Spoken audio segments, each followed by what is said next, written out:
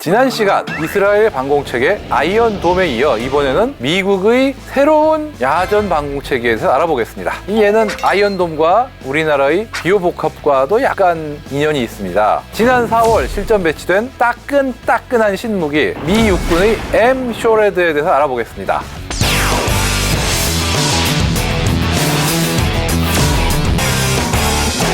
미국은 야전 방공 체계에 대한 투자가 상당히 인색한 나라입니다. 그도 그럴 것이 미 공군이 워낙 하늘을 꽉 잡고 있으니까 뭐 거기에 돈을 써? 그랬던 게 사실이죠. 어느 정도로 돈을 안 썼냐? 그나마 냉전 시대에는 호크 미사일이라든가 그밖에 체퍼렐, 기타 방공 체계들이 어느 정도 있었고 90년대에도 어벤져라든가 이런 야전 방공 체계가 있긴 있었어요. 그러나 냉전이 끝나고 항공 위협이 줄어드니까 점점 이쪽에 대한 투자가 줄어들더니 지난 10년 사이에는 어벤져조차 일부를 제외하면 대부분 그냥 그 군에서 얘기하는 걸로 치장물자, 우리가 흔히 얘기하는 짱바가 났다 이렇게 얘기하죠. 그런데 지난 5, 6년 사이에 게임이 바뀝니다. 소형 드론, 무인 항공기, 다련장 로켓 등등 전에 없던 어떤 각종 현대적인 어떤 위협의 등장이 분위기를 많이 바꾼 거예요. 이거를 잡자고 매번 전투기를 띄울 수도 없고, 또 지금 미 육군이 갖고 있는 거의 유일한 어떤 지대공 방어 무장이 패트리엇 미사일이거든요. 근데 생각해보세요. 그 비싼 패트리엇을 몇백만 원짜리 드론 날라온다고 거기 쏴보세요.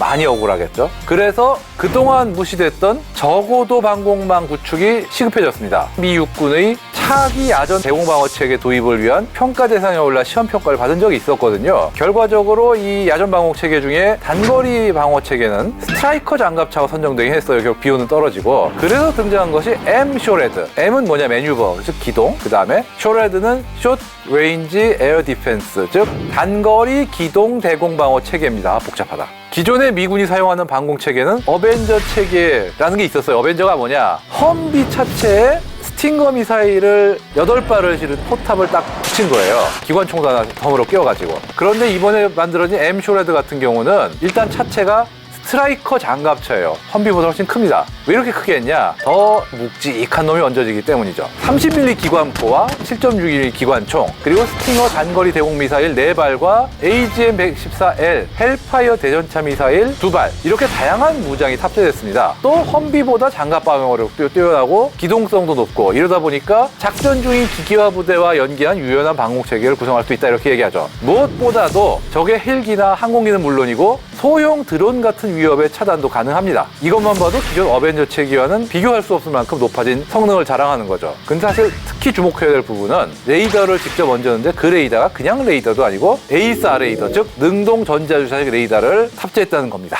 잠깐만요, 렌즈 다시 할게요. 예. 차이가 난다. 이런 걸 잡아내려고 M-SHORAD가 필요한 거예요. 이번에 M-SHORAD 같은 경우에는 지상 방공 체계에서 보통 A사 레이더를 쓰는 거는 좀 이례적이지 않나요? 이례적이긴 한데 그게 뭐 이유가 있어서 이례적이라기보다는 그동안은 대부분의 지상 방공 체계가 A사가 실용화되기 전에 개발된 것들이라 그런 거고, 이게 중요한 거는 여기 달린 A사 레이더는 그냥 A사 레이더가 아니에요. 드론 탐지까지 처음부터 고려를 하고 만들어진 이스라엘제 A사 레이더입니다. 그 한마디로 아예 시작부터 나는 드론도 잡겠다라고 딱 선언을 한 거죠.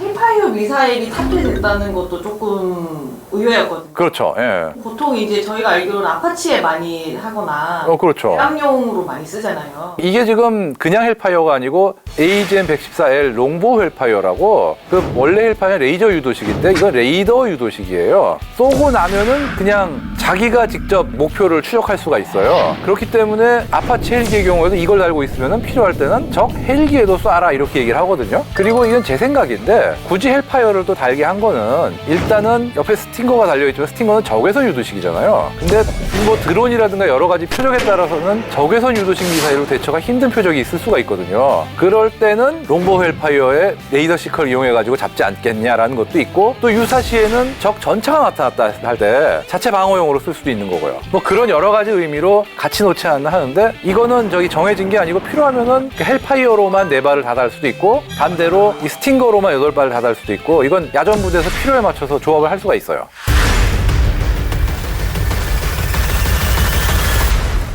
지금 미 육군의 야전 방공 체계라는 게 6단계로 생각을 하고 있어요. 1단계가 일반적인 장갑차에도 달 수 있는 정도의 컴팩트한 거, 말 그대로 정말 코앞에 날아온 드론 같은 걸 격추하기 위한 그런 수단이고요. 그 다음에 2단계는 소형 야전용 레이저, 그 다음에 3단계 및 4단계가 바로 엠쇼라드에 해당을 해요. 4단계가 이 엠쇼라드와 같이 운용될 레이더 체계, 그 다음에 5단계가 본격적으로 요격에 동원될 야전용 대형 레이저, 그 다음에 6단계가 이스라엘의 아이언돔에 해당하는 미사일입니다. 지금 미 육군에서 아예 아이언돔을 그대로 쓸까 지금 고민하고 있고요. 지금 이게 주목할 만한 게 옛날 같으면은 뭐 이런 걸 원한다. 아, 그러면 이런 걸 새로 개발하자. 요구 조건 만들고 입찰을 하고 뭐 어쩌고저쩌고 해가지고 오랫동안 시간이 걸리는데, 이번에는 있던 거를 최대한 활용해가지고 당초 계획보다 개발해서 배치까지의 기간을 4년을 단축을 했어요. 불과 계획한 시점부터 1년 만에 시제품이 나옵니다. 이게 보면은 재밌는 게 스트라이커 장갑차 이미 있는 거죠. 스팅어 미사일 발사대 이미 있는 거. 그냥 있는 것도 아니고 어벤져에 있던 걸 떼서 배치했어요. 그 다음에 헬파이어 미사일도 이미 쓰던 거고, 있던 기관포도 이미 생산 업체가 있는 거고, 심지어 포탑도 레오나르도 DRS라는 업체에서 다용도 포탑으로 제시를 하고 있는 거예요. 한마디로 얘기해서 있는 거를 잘 섞어가지고 만든 건데, 늦어질 땐 정말 한없이 늦어지다가도 서두르면 이렇게 빨리 되는 게 어떻게 보면 진짜 천조국 클래스다라고 할 수 있는 거죠.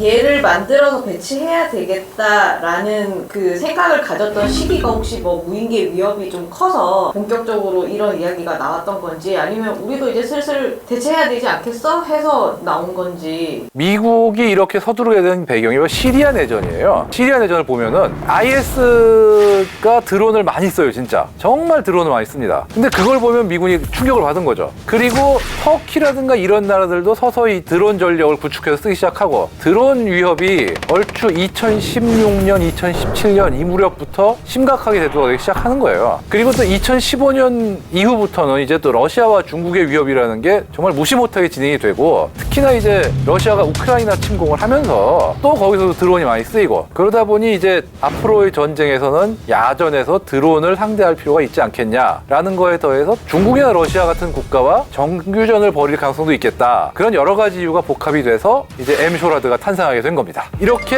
좋은 거는 여러 가지 섞어가지고 시제품 등장부터 잘 될 것 같은 냄새가 나는 이 신형 방공체 엠쇼라드. 독일에 주둔 중인 미 육군 방공미사일 사령부 제4방공포 연대 제5대대 첫 배치가 되기로 결정이 됐습니다. 2020년에는 해당 부대원들이 미국 본토에 있는 미사일 사격장으로 가서 시제품으로 6개월간 운용 훈련을 받았는데, 훈련을 받던 한 부사관은 기존의 어벤져보다 훨씬 훌륭한 물건이다. 생존성, 기동 능력, 오프로드 주행 능력도 획기적이라고 칭찬 아끼지 않았는데, 이게 획기적이지 않으면 안 돼요. 이게 값이 차이가 나는데. 하여간에 이게 실전에서 얼마나 활약할지 기대를 더욱 모으고 있습니다. 후에 더 많은 차량을 배치받아서 기존의 어벤져를 완전히 대체할 예정이라고 합니다. 그리고 또 지금 미 육군은 소형 무인기뿐 아니라 날아오는 미사일, 포탄, 로켓, 박격포 등에 대비한 추가 방어를 위해서 엠쇼라드를 보완할 시스템을 이미 지금 연구 중입니다. 그거보다 상위에 아이언돔 혹은 아이언돔과 유사한 체계를 들여놓으려고 지금 연구 중이고요. 미 해병대는 이미 벌써 지금 아이언돔 배치를 하려고 하고 있는 중인데, 미 육군도 따라갈지 어떨지 주목이 됩니다.